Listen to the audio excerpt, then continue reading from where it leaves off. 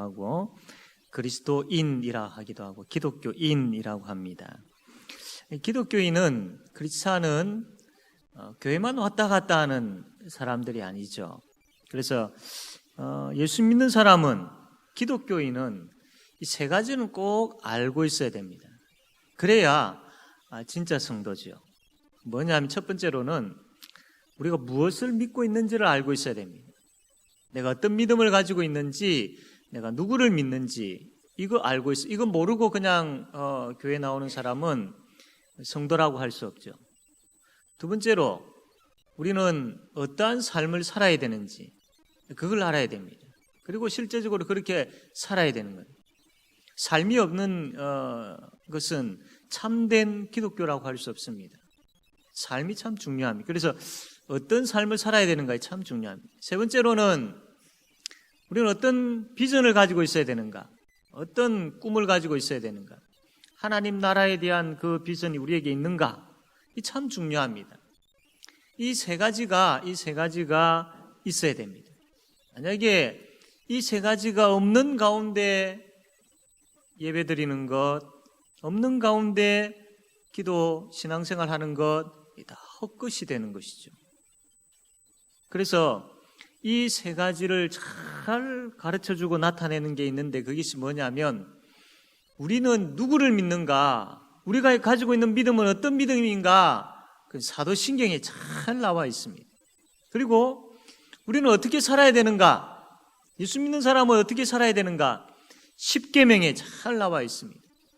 그리고 기독교인은, 예수 믿는 사람은 어떤 비전을 가지고 있어야 되는가, 이거는 주님 가르쳐 주신 기도에 잘 나와 있습니다.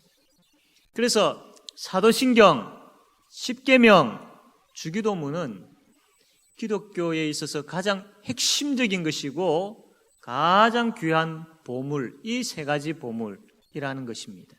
그래서 예수 믿는 사람이라면 이 세 가지, 사도신경을 통하여서 내가 믿는 하나님, 삼위일체 되시는 내가 믿는 하나님, 어떤 하나님, 하나님 나에게 믿음을 주셨는데 그 믿음 어떤 믿음 알아야 되고, 내 그 믿음을 가지고 있는 사람은 어떤 삶을 살아야 되는지, 그리고 그 믿음을 가지고 그러한 삶을 사는 사람은 그냥 그 상태에서 머물러 있지 아니하고 하나님 나라를 생각하며 꿈꾸는 사람들, 비전을 가진 사람 되어야 되는 겁니다. 이 세 가지가 엄청나게 중요한 것이죠. 2000년 그 역사 가운데에 교회는 이 세 가지를 잘 지켜왔고 잘 가르쳐 왔습니다. 그리고 지금 이 한국 교회에도 이것이 잘 가르쳐주고 있습니다. 그래서 성경 찬송가 표지에 보면 이 세 가지는 꼭 나와 있죠. 그리고 대부분의 교회들이 주일날 하나님 앞에 예배 드릴 때에 사도신경으로 나는 이 성부 하나님을, 성자 예수님을, 성령 하나님을 이렇게 믿고 이렇게 고백합니다라고 공적으로 다 모든 성도들이 합심하여서 하나님 앞에 신앙을 고백하는 그런 신앙 고백, 사도신경으로 신앙 고백을 하고 있죠. 참 중요합니다. 그런데 요즘 와서는 이게 잘 가르쳐지지 않는 그 현상을 보게 되었습니다. 한국 교회가 쇠퇴해져 가고 있고 한국 교회가 세속화되어져 가고 있는 이유 중에 하나입니다.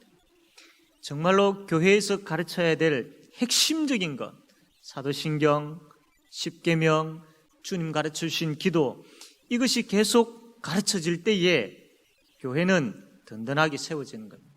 다음 세대가 희망이 있는 것이죠. 근데 이게 계속 가르쳐지면서 와야 되는데 이게 안 가르쳐질 뿐만 아니라 우리도 여기에 대해서 정말로 그 의미가 무엇인지를 잘 모르고 있다라는 안타까움이죠. 사도신경으로 신앙 고백하겠습니다 하면 전능하사 천지를 만드신 하나님 아버지, 나는 전능하사 천지를 만드신 하나님 아버지를 믿습니다라고 이렇게 고백할 때에 그 의미 하나하나가 어떤 의미인지, 정말로 내 마음을 다해서 난 하나님을 이렇게 믿습니다라고 하나님께 고백하는 것인지, 아니면 주문 외우는 것처럼 그냥 달달달 외우고 있는지를 한번 생각해 보셔야 됩니다. 예수님께서 가르쳐 주신 기도도 마찬가지지요. 이건 역시 그 기도의 의미 하나하나의 어떤 참 깊은 의미가 있는지 우리가 알고 그 기도 제목을 가지고 하나님 앞에 기도 드리는 것하고 그냥 주문 외우는 것처럼 해가지고 하는 거하고 천지 차이인 것이죠. 그래서 이제 우리가 이것을 하나씩 바로 알자라는 겁니다. 그래서 오늘부터는 이 십계명에 대해서 하나씩 우리가 배우려고 합니다. 자, 그러면 우리가 주일학교 때부터 쭉 들어왔고 알고 있는 십계명이죠. 1계명부터 10계명까지 한번 외워볼까요? 1계명부터 한번 해볼까요? 자, 한번 해봅시다. 시작.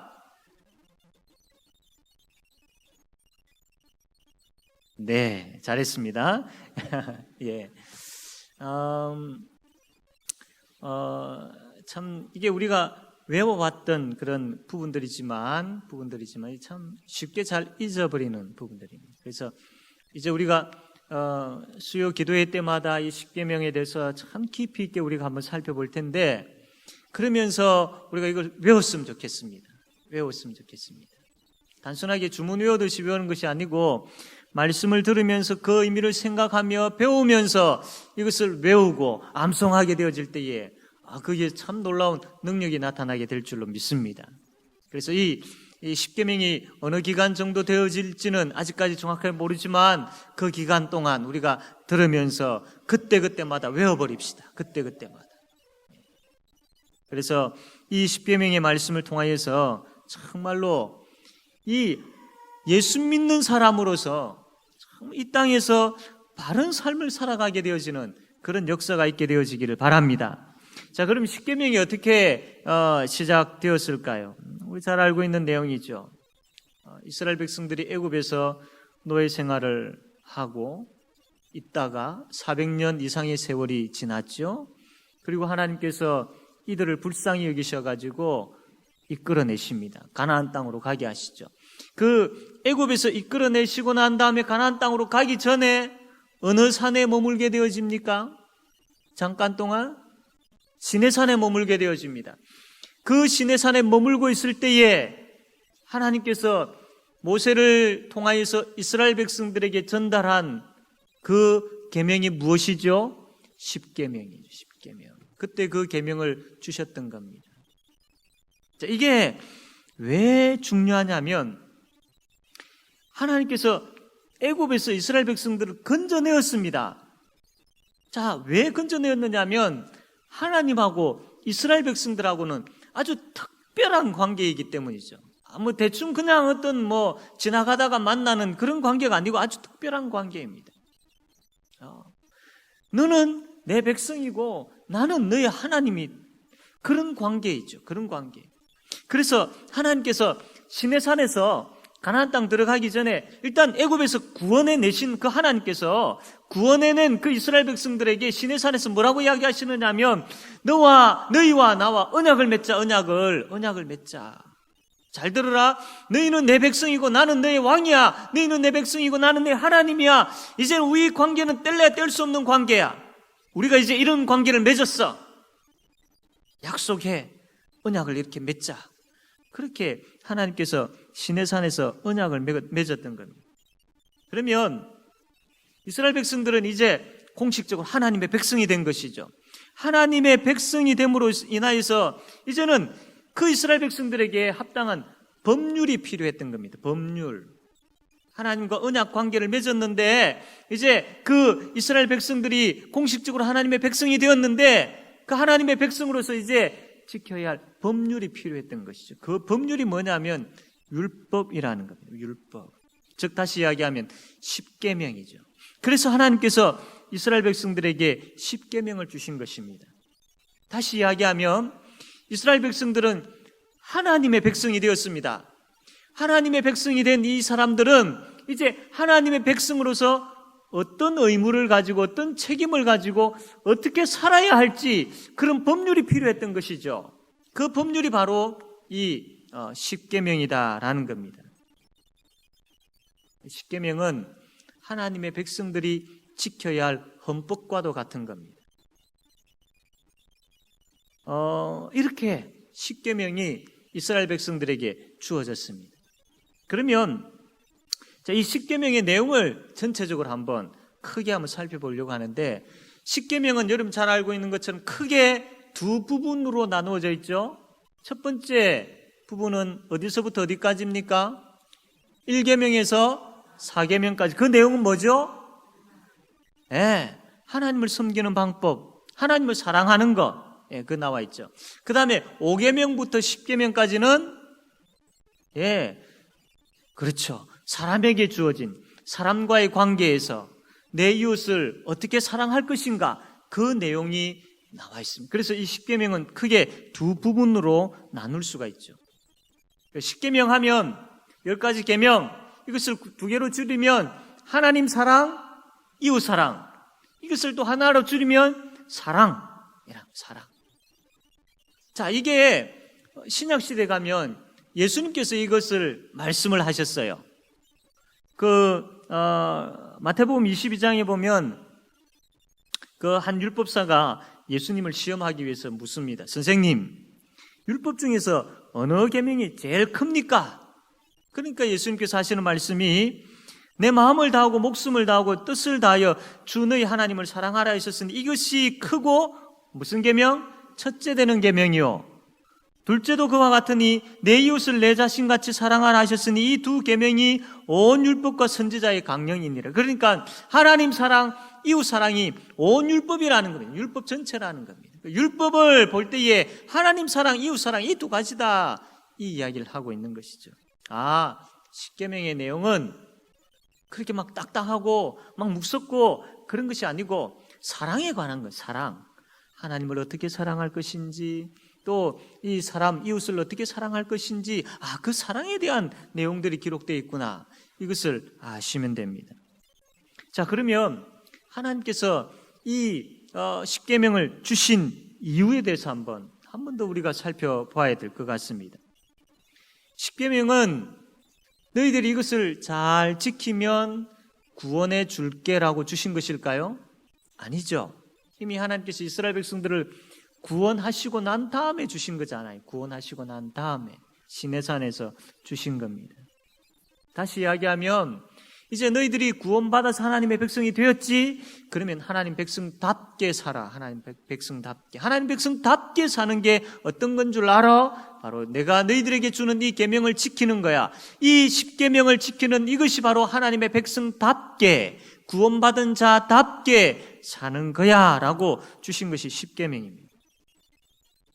하나님께서 이스라엘 백성들을 신부로 삼으셨어요. 신부로 택하셨어요. 너는 나의 신부야. 나는 너의 신랑이고 너는 나의 신부야.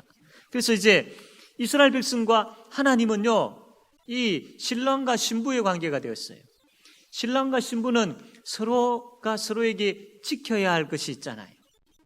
지켜야 할 의무가 있고 지켜야 할 부분들이 있잖아요. 하나님은, 신랑이신 하나님은 신부인 이스라엘 백성들을 보호하고 인도하는 그 일들을 행하시죠. 그러면 신부인 이스라엘 백성들은 하나님 앞에 정절을 지키고 충성스럽게 잘 섬기는 이러한 신부로서의 해야 할 의무가 있는 겁니다.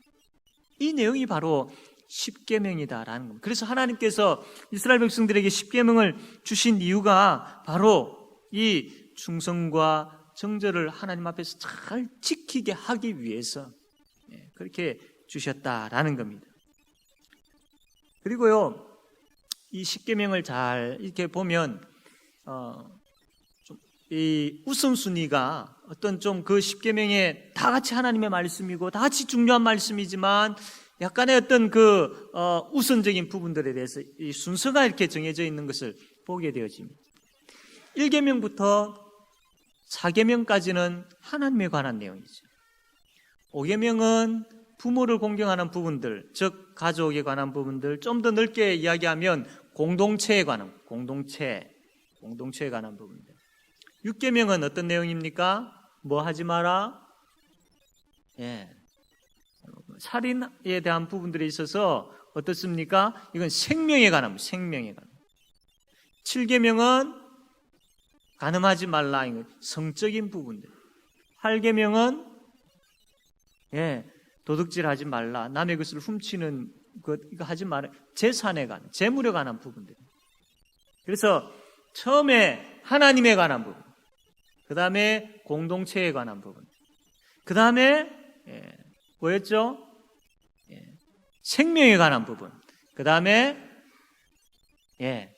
뭐였죠? 성에 관한 부분들, 마지막에 재산에 관한 부분. 이렇게 이 순서가 이렇게 돼야 됩니다. 순서가 돼야 됩니다. 그런데 지금 이 시대는 순서가 바뀌어 버렸어요. 제일 크게 가치를 두고 제일 중요하게 여기고 제일 앞에 두는 것이 뭐입니까? 재산이죠. 재산이죠. 사람은 저 뒤로 가버렸습니다. 그렇죠? 뭐 사기 사건들, 뭐 돈에 대한 연관되어진 뭐 그런 어떤 다툼들 얼마나 많습니까? 그래서 이거는 이러한 그 물질과 관련되어 있는 것으로 인하여서 사람을 죽이기도 하는 이러한 시대를 우리가 살아가고 있잖아요. 재산이 크게 이제 차지하는, 가치가 크게 차지하는 시대가 되어버렸어요. 그 다음에는 성적인 부분들이죠. 얼마나 참 이 부분에 있어서 부끄러운 일들이 얼마나 많습니까?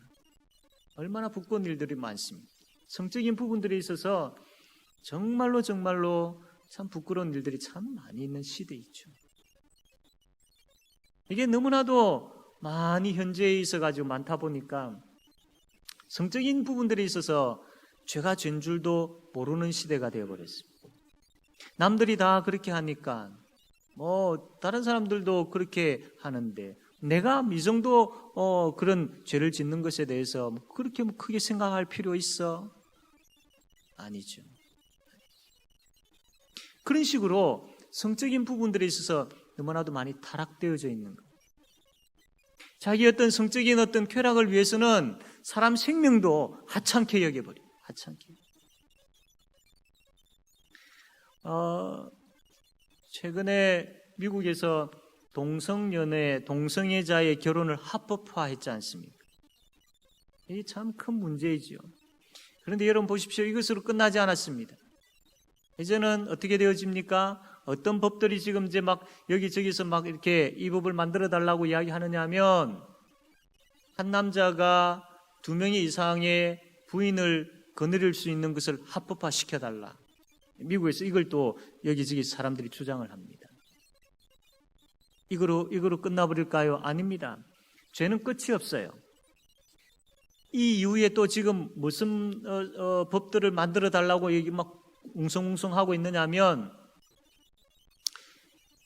그 어린 아이들을 이 성폭행하는 것 얼마나 큰 죄입니까? 그거를 합법화 시켜가지고 나는 그냥 취향이 그래요. 취향이 어른들과의 어떤 그런 잠자리보다 어린 아이에 대한 그런 잠자리 이런 것들을 더 좋아합니다. 그러니까 내 취향이 그래요. 취향이 그거 좀 이해해 주시고 인정해 주십시오. 그래서 이걸 법으로 인정해 달라는 겁니다. 어린 아이들과 잠자리 같이 하는 것. 이런 시대입니다. 이런 시대가 되어버렸어요. 성이 그만큼 큰 비중을 차지하는 시대가 되어버린 거예요. 그러다 보니까 참 중요하게 여겨야 될 생명에 관한 부분들, 중요하게 여겨야 될 공동체에 관한 부분들, 더 중요하게 여겨야 될 하나님에 관한 부분들 점점 줄어가. 재산과 성적인 부분과 사람이 우선시 되어지고, 그리고 하나님에 관한 부분들은 점점, 교회와 하나님에 관한 부분들은 점점 줄어가는 시대가 되어버렸습니다. 그러나 이 십계명을 통하여서 하나님께서는 분명하게 이야기하고 있습니다. 분명하게 우리에게 보여주고 있는 것이 그 첫째 되는 부분들이 하나님을 섬기는 것이고 하나님의 그 중심의 삶이 우리에게 필요한 거죠. 그것 없으면 우리의 존재 가치가 없는 겁니다. 그리고 하나님께서 만드신 교회와 하나님께서 세우신 그 공동체가 중요한 부분들. 그리고 하나님께서 만드신 생명이 중요하고 고귀한 것이고, 그리고 하나님께서 만드신 성이 참 아름답게 사용되어져야 되고, 그러면서 하나님께서 주신 그 재산을, 재물을 복되고 귀하게 잘 사용할 수 있어요. 이게 이런 어떤 그런 좋은 균형 잡혀 있는 그런 순서가 되어져야 되는데, 이 시대는 거꾸로 만들어버린 거예요. 거꾸로. 이 시대가 거꾸로 이렇게 돌아가고 있는 가운데에 우리가 여기에 대해서 아니요라고 그렇게 이야기하면서 바로 서 있지 못하는 이유가 바로 절대적인 하나님의 계명인 이 말씀에 대해서 우리가 소홀히 해왔기 때문이에요. 소홀히 해왔기 때문에. 우리가 우리의 자녀들에게 이것을 가르치지 않았기 때문입니다. 우리가 이 하나님의 절대적인 계명에 대해서 배우지 않았기 때문입니다.